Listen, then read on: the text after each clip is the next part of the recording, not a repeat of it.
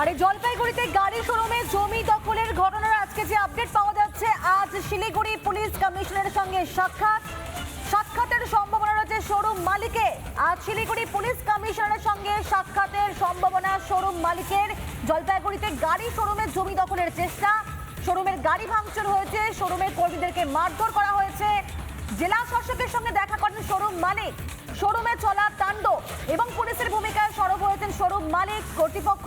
মিথ্যা মামলায় ফাঁসানোর অভিযোগ, পুলিশের বিরুদ্ধে অভিযোগ করেছেন মালিক বিশাল আগরওয়াল।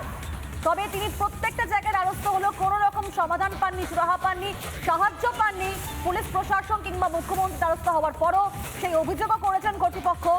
আজ শিলিগুড়ি পুলিশ কমিশনারের সঙ্গে সাক্ষাতের সম্ভাবনা রয়েছে শোরুম মালিকের। আজ শিলিগুড়ি পুলিশ কমিশনারের সঙ্গে তিনি সাক্ষাৎ করতে পারেন এমনই সম্ভাবনা উঠে আসছে।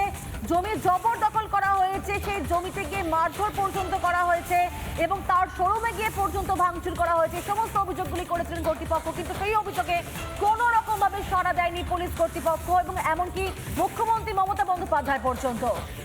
কি জানিয়েছেন এই গাড়ি শোরুমের মালিক শোনাবো।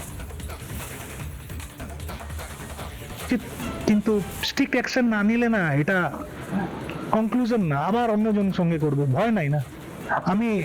আমি প্রধানের কাছে ডেলি যোগাযোগে আছি, উপপ্রধানের কাছে যোগাযোগ আছে। উনি আমার সঙ্গে থানাতেও গিয়েছিলেন, পুলিশকে রিকোয়েস্টও করেছেন, তাও পুলিশ মানে না। আর এমএলএ সাহেবকে তো আমি হোয়াটসঅ্যাপে সব দিয়েছি, কিন্তু পুলিশকে বোঝানো খুব টাফ। ওর মধ্যে তো মিসাইল গ্রেডে গাড়ি, সব কিউএমপিভি গাড়ি আছে, ওখানে ভিতরে মিসাইলও থাকে। ওরা ব্যাটারি একদিন চুরি করে নিয়েছে, ক্যামেরা ভাঙছে, তার উপরে ঢিল মারছে, কেউ শোনার লোকই নাই। আমাদের গাড়ি ভেঙেছে।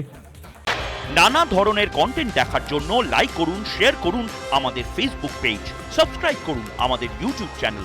পাশাপাশি অন্যান্য ব্রেকিং নিউজের জন্য অবশ্যই চোখ রাখুন রিপাবলিক বাংলায়।